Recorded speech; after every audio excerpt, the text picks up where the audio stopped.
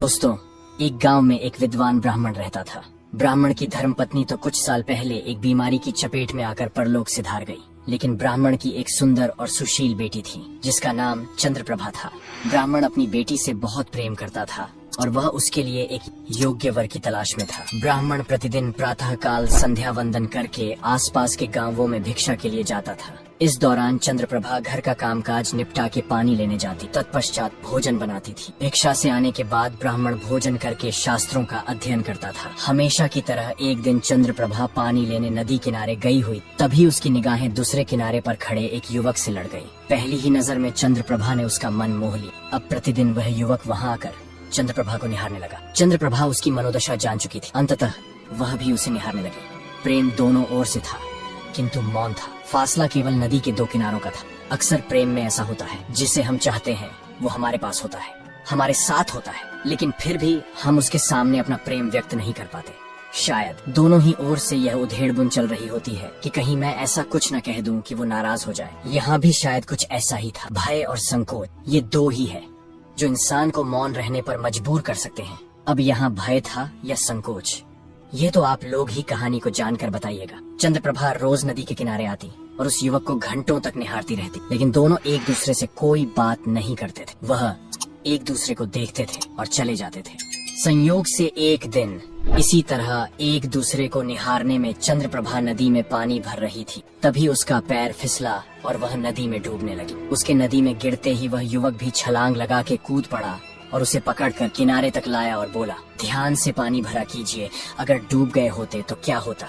मुस्कुराते हुए चंद्रप्रभा बोली, डूबती कैसे, आप जो थे वही से दोनों के प्रेम का मौन भंग हो गया। प्रेम तो था, किंतु चंद्रप्रभा ने मित्रता रखना ही उचित समझा। वह युवक प्रतिदिन मिलने आता, कुछ समय बातचीत करता और चला जाता था। चंद्रप्रभा भी अकेली थी और उसे भी अपने दुख सुख साझा करने के लिए एक मित्र मिल गए। एक दिन उस युवक ने चंद्रप्रभा के सामने विवाह का प्रस्ताव रखा। चंद्रप्रभा ने कहा, मेरा विवाह मेरे पिता के अधीन है और आप उनसे बात करो। युवक मुस्कुराकर चंद्रप्रभा से बोलता है, ठीक है, मैं तुम्हारे पिताजी से कल आकर उसने अपने लिए तुम्हारा हाथ मांगूंगा। युवक दूसरे दिन आने की कहकर वहाँ से चला गया। दूसरे दिन वह चंद्रप्रभा के घर पहुँचा। जलपान करके उसने ब्राह्मण के आगे अपना मनोरथ रखा। ब्राह्मण विद्वान था, वह उसे देखते ही सब कुछ जान गया था। लेकिन परीक्षा लेते हुए ब्राह्मण ने कहा कि क्या तुम मेरी बेटी को जानते हो? उसने हाँ में उत्तर दिया। ब्राह्मण ने दूसरा प्रश्न किया कि क्या तुम मेरी बेटी से प्रेम करते हो? उसने इसका उत्तर भी हाँ में ही दिया। ब्राह्मण बोला, यदि तुम मेरी बेटी से प्रेम करते हो तो प्रेम की कीमत चुकाओ। यह सुनकर युवक बोला, आप जो चाहे मांग लो, मैं देने के लिए तैयार हूँ।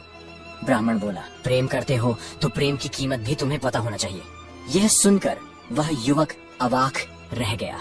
वह सोचने लगा कि प्रेम की कीमत क्या हो सकती है। तभी ब्राह्मण हंसते हुए बोला, नहीं पता तो पहले प्रेम की कीमत पता करके आओ, फिर मेरी बेटी का हाथ मांगना।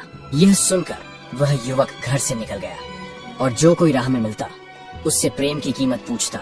भटकते भटकते उसे एक अजनबी मिला जिसने बताया कि यहाँ से थोड़ी ही दूर पीपल वाली पहाड़ी पर एक विद्वान महात्मा रहते हैं, वह तुम्हारे प्रश्न का उत्तर अवश्य दे देंगे। वह दिन भर चलते चलते पीपल वाली पहाड़ी पर पहुंचा। पीपल के पेड़ के नीचे महात्मा जी ध्यान मुद्रा में बैठे थे। अंततः वह उनके आंखें खोलने की प्रतीक्षा करने लगा। जैसे ही उन्होंने आंखें खोली, उस युवक ने जाकर उनको प्रणाम किया और बोला, स्वामी जी, मुझे एक प्रश्न का उत्तर जानना है। महात्मा जी बोले, बोलो, क्या प्रश्न है?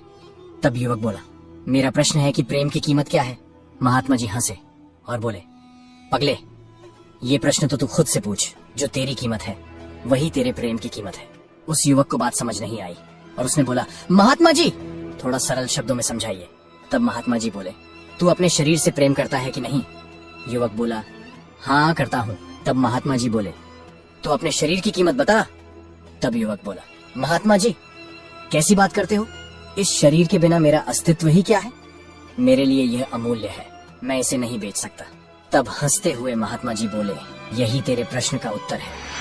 प्रेम भी अमूल्य है। प्रेम की कोई कीमत नहीं होती। प्रेम का कोई सौदा नहीं किया जा सकता। जहाँ प्रेम होता है वहाँ कुबेरों के खजाने भी खाली पड़ जाते हैं। तो फिर तू क्या चीज है जो प्रेम की कीमत चुकाएगा? जिस प्रेम की कीमत होती है वो प्रेम नहीं सौदा है। युवक को उसका जवाब मिल चुका था।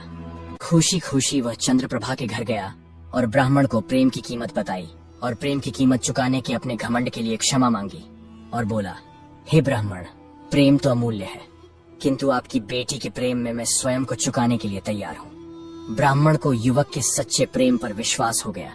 उसने अपनी बेटी और उस युवक दोनों की शादी करवा दी। शिक्षा प्रेम अमूल्य है, इतना ही काफी है। प्रेम एक ऐसा भाव है जिसकी कोई कीमत नहीं होती। इसे न तो खरीदा जा सकता है और न ही बेचा। प्रेम का असली सार निस्वार्थ समर्पण और सच्चाई में छुपा होता है। जब प्रेम सच्चा होता है तो मनुष्य स्वयं को भी प्रेम के लिए समर्पित करने के लिए तैयार हो जाता है। प्रेम का कोई मोल भाव नहीं होती। जहाँ सौदेबाजी होती है वहाँ प्रेम नहीं, स्वार्थ होता। सच्चे प्रेम में त्याग, विश्वास और सम्मान की गहराई होती है। यही प्रेम को अमूल्य बनाता है। प्रेम का सार समझने वाले व्यक्ति को ही जीवन में सच्चे आनंद और संतोष को प्राप्त करता है। दोस्तों, ये कहानी आपको पसंद आई हो तो कहानी को एक लाइक करें और कमेंट में अपनी राय जरूर बताएं। और ऐसी ही कहानियां देखने के लिए हमारे चैनल को सब्सक्राइब करें।